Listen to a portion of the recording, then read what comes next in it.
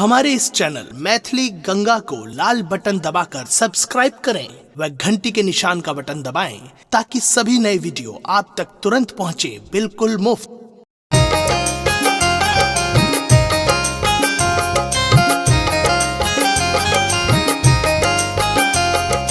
अपने सुन रही थी गंगा कैसेट की प्रस्तुति।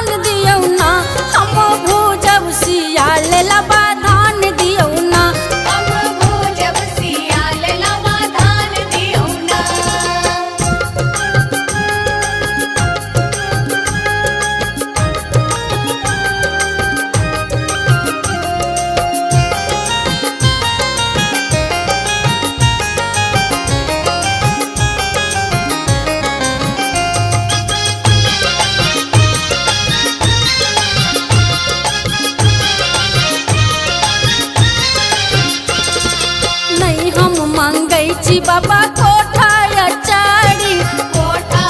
चारी बाबा कोठा चारी नहीं हम मांगे छी बाबा कोठा चारी सोना के आसन मंगाई दियो ना बाबा सोना के आसन मंगाई दियो ना तखन बूझब सियाल लबा ध्यान दियो ना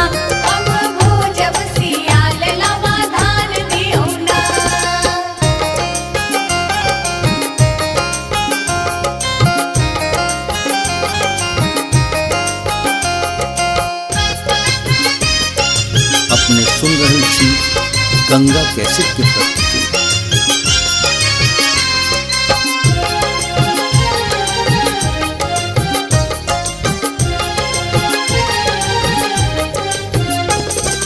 नहीं हम मांगे छी भैया सोना असर भी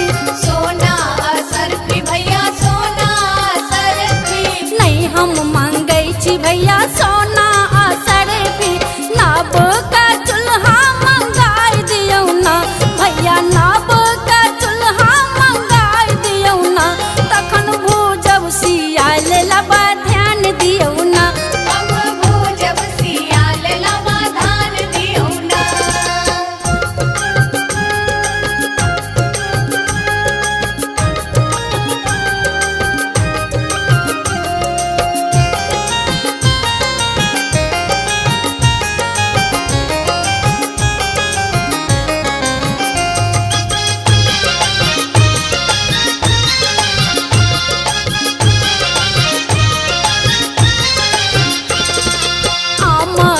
पल्लव सो लाबा हम भूजब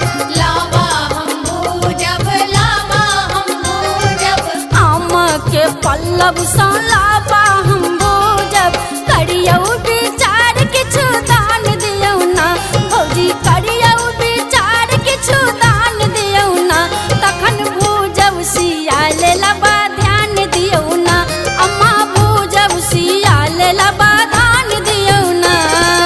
धान दियो ना अम्मा धान दियो ना धान दियो ना अम्मा धान दियो ना हम भूजब सियाल लबा धान दियो ना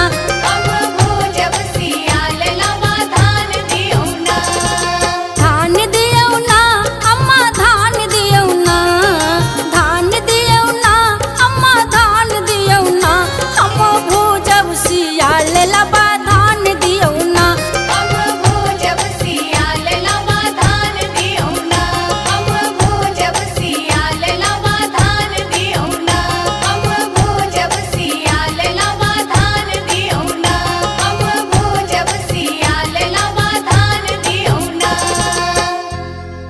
हमारे इस चैनल मैथिली गंगा को लाल बटन दबाकर सब्सक्राइब करें व घंटी के निशान का बटन दबाएं ताकि सभी नए वीडियो आप तक तुरंत पहुंचे बिल्कुल मुफ्त।